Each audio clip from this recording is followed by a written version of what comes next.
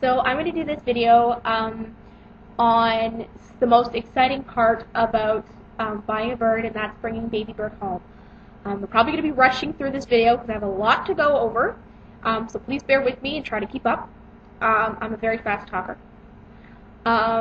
So here it is, baby birds. I'm really happy if you've decided to buy a baby bird from a breeder. Please ignore the shaking of my computer. I'm on a little rickety table because I'm at camp.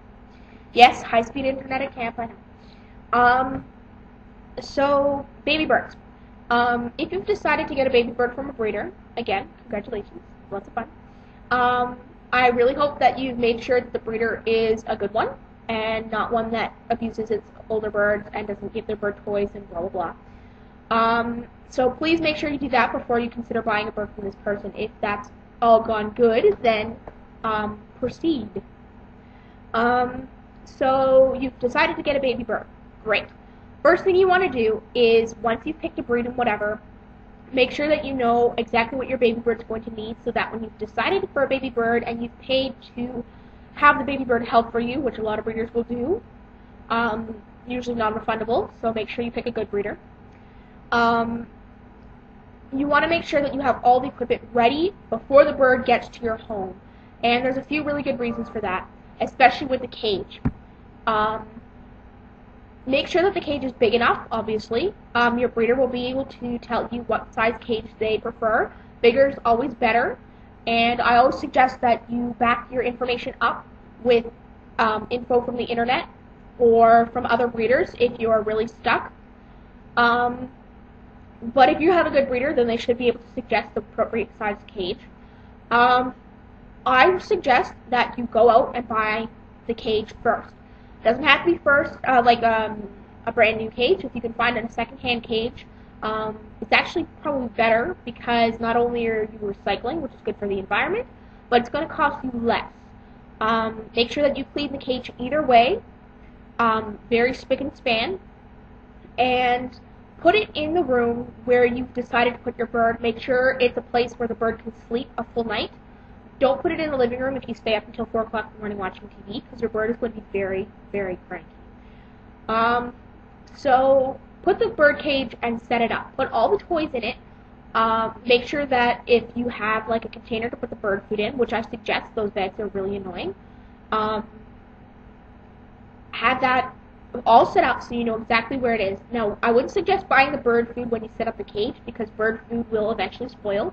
Wait until you figure out what exactly your breeder is weaning the babies on, and buy some of that. If you don't agree with that, with exactly what your breeder is weaning the babies on, sometimes you can talk to the breeder and see if you can get them to wean the babies on a different bird seed that's more accessible to you, or if it's a different pelleted diet that you prefer, or again, you can get more readily.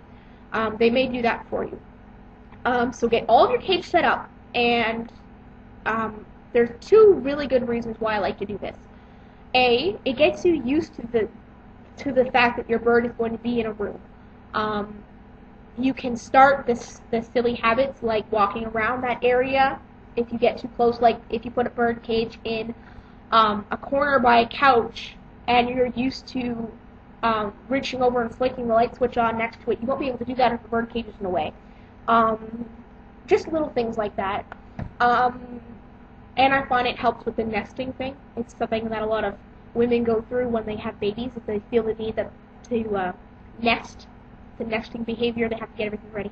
I'm very much like that. And the second thing is, if you're worried about exactly how long it's going to take you to clean bird cages, try it. Do it every single day. Every morning you get up, take the bowls out, walk over to the kitchen, and clean them. And then walk over to where your food is, and then walk back over to the cage and put the bowls back in the cage, and do this every single day. Again, there's two reasons for this. One, you'll be able to see exactly how long it will take you to do this every morning. And two, you're not going to forget to do it once your baby bird's around. And people are like, forget to do it? You can't forget to feed your bird. Oh, yes, people have.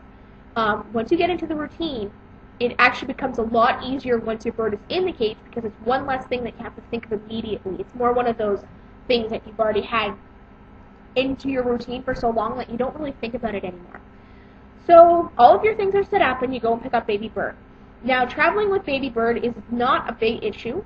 So long as you're set up correctly. If baby bird is a hand-fed bird and his wings are clipped, which I suggest you do, if you would prefer taking your bird outside or whatever, leave the bird outside of its traveling cage. If you're comfortable with it, make sure the windows stay up so your bird's not flying out the window. Don't smoke in the vehicle. Smoking is very bad for birds. So if you do have a smoker driving or in the vehicle, I would suggest you pull over and let that smoker have a cigarette outside the vehicle and then continue traveling.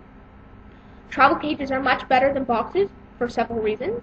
You can't put food and water in a box, and the ventilation sucks. So go with the travel cage. My breeder actually sells all of her babies with travel cages. If you have a larger bird, a cat kennel might be a little bit more appropriate. Again, depending on the breed, you might be, suggest something different. Breeders might have a different suggestion for you. If you prefer to leash train your bird, some breeders will do that for you when they have the babies, especially if they're a bigger bird, which might be an option if you want to let your macaw or cockatoo ride in the car with you. A harness would be a good way to do it. So you bring baby bird home.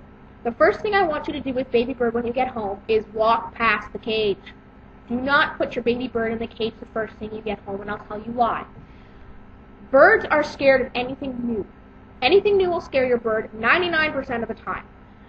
Even if they're not scared of it, they might be hesitant towards it. What putting your bird in the cage the first thing you do does is it teaches your bird that the safest place in the house is inside its cage. You don't want it to do that. What you want to do is walk past the cage and sit in the living room or in the kitchen or in the basement on a chair or in your room or wherever and cuddle with your bird and socialize with your bird without being near the cage. Because what that teaches your bird is that inside the cage is not the only safe place. Outside the cage is safe too. It gives your bird a little bit more confidence inside your house and rickety table. And it teaches your bird that being outside the cage is okay. Now, you will be able to tell when your bird's gotten enough of the outside of the cage deal. They'll get nippy, or they won't behave properly, or if your bird is fussing or making a lot of noise, you'll know. Put your bird back in his cage, or you can put your bird on a play stand. A lot of bigger cages will have play stands built into the top of the cage. Or if you've got a separate play stand, that might be a good place to put your bird where there's food and water. It might decide to have a nap or whatnot. If you have a cockatoo or a macaw, something that I suggest that's very important, and this I guess goes for medium-sized birds too, is if you put your bird on the top of the cage, let him stay there for, I don't know, an hour. Once you start noticing that your bird's playing with his toys, give him about half an hour after that and go and play with him again. Pick him up off the cage and bring him around the house and play with him again. And do this for a few times during the day. What you're going to teach your bird is that it has to keep itself busy when you are. That screaming for your attention is not going to work. If you cuddle your bird too much in the first few days, then your bird is not going to learn how to be independent. On the flip side, if you don't play with your bird in the first few days, it's going to learn to keep for itself, and it's not going to want to play with you because it hasn't really socialized with you for the first few days. So you need to find a good balance. Your bird will let you know when you've had too much. I hope I covered everything. That was very quick. I'm really excited for you if you're bringing home a new bird. It's very exciting. Please keep these things in mind and enjoy it. You only get a new bird once. Well, until you get the next one.